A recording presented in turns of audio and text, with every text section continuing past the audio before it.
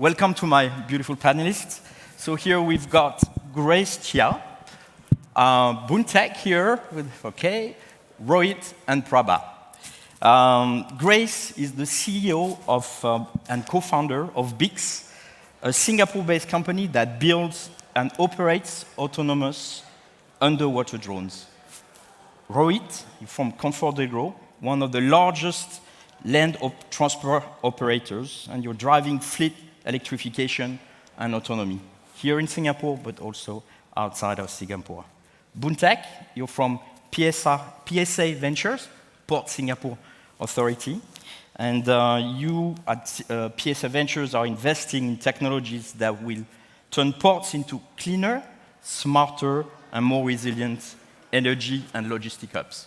And finally, Praba, you're from Indica Energy. Right, so you're wearing a beautiful batik because you're from Indonesia, and you dedicated your time into helping build an EV and battery ecosystems. So my first question is going to be for Grace. I would like to start with you. Yeah, you and your co-founders started building underwater drones for the past 12 years, and you even won, I think, international competitions.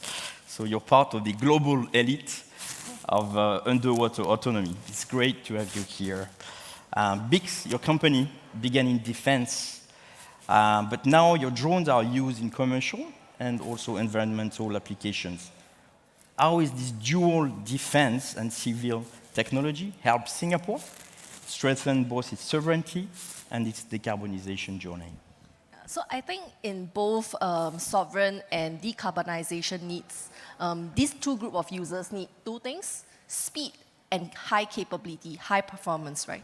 So in a startup that emphasizes on speed as our every other day thing, allowing autonomous vehicles to be built a lot smaller and portable allows us to achieve that speed. And this helps our defense and commercial customers because essentially Beex acts as an anonymizer of data that we collect from 8 different countries around the world of underwater infrastructure that's important to different groups of people. And using autonomous vehicles to collect all this data helps our customers achieve decarbonization goals as well. Because when you can have vehicles that can think for themselves, just like what we have on self-driving cars on land, when you deploy them underwater, you are cutting about 7,000 tons of CO2 per vessel that no longer needs to go out, 60 human beings that no longer need to be on the ship, as long as your vehicle can actually scale up in terms of what it knows how to do and be able to use that capability to help customers achieve speed. So I think speed and capabilities is important, and autonomy is a key unlocker for that. Thank you, Grace. Boon Teck, next question is for you. So you are the Assistant Vice President at PSA Ventures, which is the corporate venture arm of PSA International. Over the past 20 years, you've worked almost everywhere in operations, engineering, business development, technology, and now you're doing strategic investments. Great to have you with us. So if we look at ports, they are where trade and energy meet. In your view, how can cleaner, smarter port technologies make Asia, as a region, logistic, more independent and more resilient? Thank you, Sebastian. I was just discussing with my business partner yesterday on this question about infrastructure. So as we go into greener and more renewable energy, there will be increasing demand for infrastructure that helps support this transition. When we talk about infrastructure, I take, for example, battery energy storage system, BESS in short. So there are many types of BESS and different technology, vanadium, lithium, and take, for example, vanadium. They have a lower total cost of ownership, they have a longer lifespan, etc., and this will actually help to support or reduce the barriers to BESS adoption. So, and as just Brian was mentioning about EVs, so as ports, we in the sustainability path, we actually electrify prime movers. And this actually increases the demand for charging infrastructure, and BESS can actually help to cushion this effect, delay the cost of upgrading the charging infrastructure, take for example by peak shavings. Okay, the mechanism to using, for example, BESS is different, and it varies from different country to country, depending on the regulation. So you can use peak shavings, you can use energy arbitrage, you can use frequency response, etc., etc. So we have to study in terms of what we're going to implement in each country, the regulations, and what is the best mechanisms to use. And in PSA Ventures, we actually invested in Tech, which is a vanadium BESS. And currently, we're actually working on the project in Singapore with them. And we're also bringing the technology to overseas BUs as well. Yeah. So I understand that Tech is also working with INSEE Holdings to bring more projects to Europe as well. Thank you, Boon Teck. Let's move to Indonesia now with you, Praba. So Praba, you're the Chief Strategy Officer for Indica Energy EV businesses. Before joining Indica, you have spent and survived 9 years at McKinsey, so congratulations. And you worked on various projects in energy, digital, and EV. So you're the right guy to be on that panel. Indonesia is a magnet for EV corporates, EV and battery corporates, especially coming from China. We talked about this earlier, but CATL and BYD invested tens of billions of dollars in Indonesia only. When we look at the angle of sovereignty, is this capacity building or new dependency for Indonesia? Why do I get the toughest question? So just a bit of background, right? How as an outsider, I'm from India, and I've been in Indonesia for about 10 years, how I see Indonesia. We export coal, but we import fuel and subsidize it. And we have a lot of nickel, but we import batteries. We do have the demographic dividend. 4 out of 10 people in ASEAN is Indonesian, and for the next 20, 30 years, we have a young population coming in. And when we see this influx as from the outside world that Chinese technology, Chinese money coming in, and we as a group who chose to diversify out of our mining business into green businesses, this is an opportunity and a challenge as it classically is. And from our group point of view, we see this in 6 pillars, right? One is technology on electric mobility, battery energy storage, and all that, including chemistry, cell making, all that on technology. The second thing is in terms of access to capital. These are huge capex-heavy businesses. Of course, processing nickel into a battery-ready material takes a lot of time and money. And the third is how do we balance it with the rest of our international partnerships and also domestic economy growth as well, because we are a growing country. We do need to grow quickly. And finally, about self-sufficiency. So going to the question of, is it capacity building, and where does sovereignty comes in? In terms of, as a developing economy, I don't think we can choose one or the other. Consequences of choosing one or the other is too high for the country. Now, the point being that if we want to do self-sufficiency, while also balancing with energy transition, we do need to bring in tech, capital, and international partnerships, while protecting the sovereignty of the country and the growth, as well as the industry and all that in Indonesia at the moment. That's a tricky balance. And in the past, Indonesia has done that when it comes to automotive with the Japanese. We have JVs successfully going on for like 3-4 decades now. And we do believe that is possible going forward as well. On some areas, yes, it is capacity building to accelerate energy transition. But in other areas, it is partnership that is also an opportunity for us to grow the economy. So if you look at the policies and the guardrails in place around, let's say, downstreaming of nickel, do it in country, or tax holidays for manufacturers of electric vehicles and batteries to increase manufacturing as well as employment for the local economy. All of those is aimed at achieving this balance. And going back to Nicola's point earlier, it's a choice of choosing versus the cost of coordination and how quickly can we get it, because we can't wait until the big players decide what to do and be victim to it. But we do need to protect our economy, our people, and build resilience while achieving the balance of getting the technology and capital needed to fuel the growth.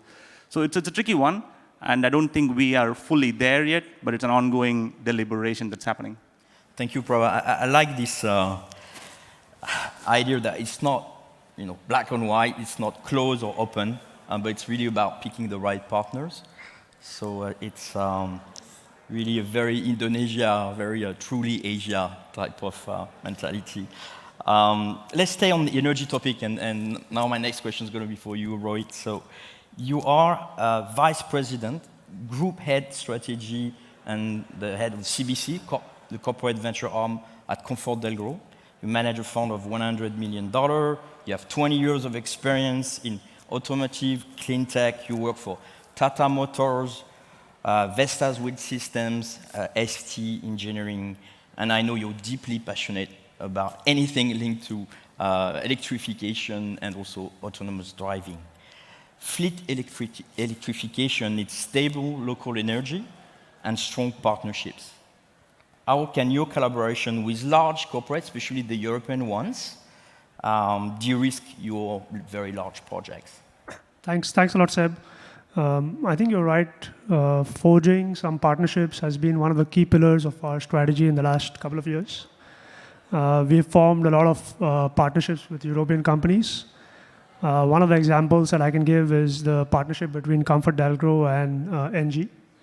So back in 2021, the Singapore government announced the Singapore Green Plan 2030. And as part of that plan, what was required was a complete ban on diesel vehicle sales from 2025 and switch to clean energy vehicles from 2030 onwards. And what that meant for us was when we were running a fleet of about 10,000 taxis, we had to start putting in plans to electrify this fleet and more importantly, be able to provide EV charging services to our drivers. So currently we provide about like fueling stations. And at that point in time, we had zero experience installing EV charging stations, absolutely zero experience. And we had to look for partners outside of Singapore. Two continents that I think made sense was Europe, obviously, and also China. And we found in NG a very good partner that we could work with. They already had about 7,000 charging stations installed at that point in time. And one of the key things about managing an EV charging network is it's extremely capex heavy. And what that means is if you don't have utilization rates, then you could be burning a lot of money for quite a bit of time. And for ComfortDelGro, given that we have a large fleet of vehicles, it was very synergistic in terms of being able to provide that baseload captive demand for EV charging network. And hence, a partnership between NG and ComfortDelGro made a lot of sense. We are glad that that partnership has been very successful, and the JV currently operates over 1,700 charging points across Singapore. And we have already contracted more than 5,000 charging points to be installed in the coming years. Right. Another example that I can share is basically the rail services that we have with RATP Dev and ComfortDelGro. A couple of years ago, ComfortDelGro was operating train services purely in Singapore, the downtown line and the northeast line. And in the last couple of years, we've made a lot of international moves. And we have a JV with RATP Dev that will start running the Grand Paris Line 15 in Paris, I think in 2027 onwards. And similarly, we'll be running the Jurong Regional Line in Singapore from 2027 onwards. So it's an example of how partnerships can actually help each other go into new markets, bring best practices, both in terms of passenger experience, in terms of operational efficiencies, and ultimately benefit passengers and customers at large. Thank you, Rohit. Praba, if we go back to Indonesia, when we look at the EV value chain, where is your company, allocating the capital?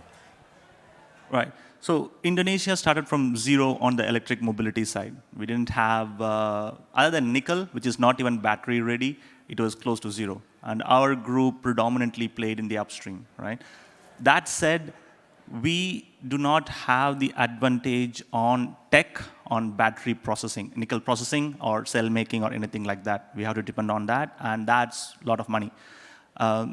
Now, the second, on the other end, on the downstream, adoption and penetration of electric mobility, renewable energy, and all that is also close to zero when we started about 6 years ago, moving away from coal.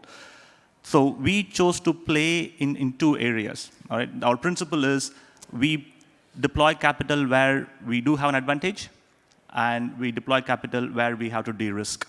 So that means, number one, we put money where we can increase adoption and penetration of electric vehicles, which is in electric two-wheelers, commercial vehicles, fleet operations, and all that on electric vehicles, as well as building the ecosystem, which is the charging stations, the partnerships with the distributors and everybody else involved along the way, right? So that's both on market, manufacturing of electric vehicles and distribution, as well as the ecosystem. We chose not to go into passenger vehicles, because there our advantage is less. There are established players in there who can do it much better. And we haven't gotten into upstream on battery making or nickel because, as we saw from New, the technology is evolving so rapidly that we have nickel in Indonesia, but seems like majority of the world and the use cases are moving towards lithium. And the question is, what role does Indonesia play and what role do we get to play in that is something that we are observing. So we are not in the business of investing for the sake of investing. We want to invest as a multi-decade business. Hence, we are more closer to the ground on driving adoption and penetration, as well as building the ecosystem. Otherwise, we have to rely on multiple parties, from regulators to startups to everybody else, to build the ecosystem for us. Without the ecosystem, we cannot grow our core business. Hence, if you look at other conglomerates versus us, who start one business on electric vehicles or one business on renewable energy, we have built about 7 different businesses covering all of this. And hence, we need to make sure that this ecosystem is all ready for our core business to survive and succeed, while we go selectively upstream where the technology goes. All right? And that is hugely dependent on regulatory clarity as well as resilience and self-sufficiency for the country, which is huge unknowns at the moment. So we are observing on that side. Thank you, Praba. Let's zoom out now and maybe look at another sector that is pretty hype, which is autonomous driving, right? So how can one protect its sovereignty where, here again, both the hardware and the software is controlled by China or by the US? Grace is looking at me like, why is he saying that? I know, Grace, you want to say something here. So the question for you, most countries, not all, most companies import their tech when it comes to autonomous driving, but you've built your own autonomous stack, right? So tell us how you managed to do that and how easy or hard it is to scale such a company here in Singapore. Yeah, I think I'm very, very fortunate that I came across self-driving in the underwater space 14 years ago, right? So I was very lucky to have this opportunity to be funded by Singapore Navy to actually build vehicles for competitions that are held in the US. And that gave me and my team the global exposure from the very beginning. When I wanted to build a company, I knew I wanted to build an engineering company. But I was also concerned about how the engineering company or deep tech company built in Singapore can compete on the rest of the world. So we were very sure that we needed to focus on something that we had the unique advantage for. And in this case, Maritime Singapore has a huge advantage for this. A lot of people do not know this, but the underwater currents and the infrastructure in Singapore changes 4 times a day. So this is massive amount of data that an autonomous driving company underwater can leverage at the back of our backyard and very quickly build on partnerships to leverage on other companies operating in startup mode in Europe to then cross-share this information and help the autonomous vehicles learn a lot faster. Luckily for us, it's also not well known that underwater optics, like computer vision, doesn't really work by just using camera footage. So you cannot really create that synthetic data and help your vehicles learn like self-driving cars. For us in the underwater domain, you actually have to go out, collect the data, understand how your vehicles operate in waves and currents, and this is the advantage that Singapore has. So I would say having a very strategic focus and seeing how other partners from the areas that you want to penetrate in can support you in that growth is super important. So we don't enter the US market, we don't enter the Chinese market, we only operate in the rest of the world outside these two places. Great. And hopefully soon in France, yeah? Yeah, France, actually, we have a major partnership. Our first startup cooperation actually happened with a French startup, because the thing I like about the French startups is they also have that same level of thinking about specializing in a particular niche and then leveraging on our niche capabilities to bring a capability to our end customers that's many times better to our customers. Not just the average, but we have to be the best in the market. Great. Rohit, this one is for you. So Beex build software, hardware. ComfortDelGro is testing autonomous fleets, but you're not a developer. I mean, ComfortDelGro is not a software developer. So what is the role of an operator in that regard, and how do you still get control in place to make sure that your sovereignty is intact? Yeah, I think you're right. For us, we are an autonomous vehicle operator, just like we are a public transport operator as well.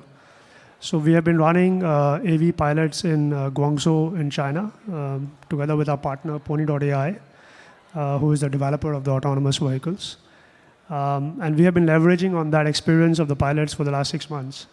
And we have now announced a launch of autonomous shuttles called Zig Driverless, which will actually start in Punggol sometime next year.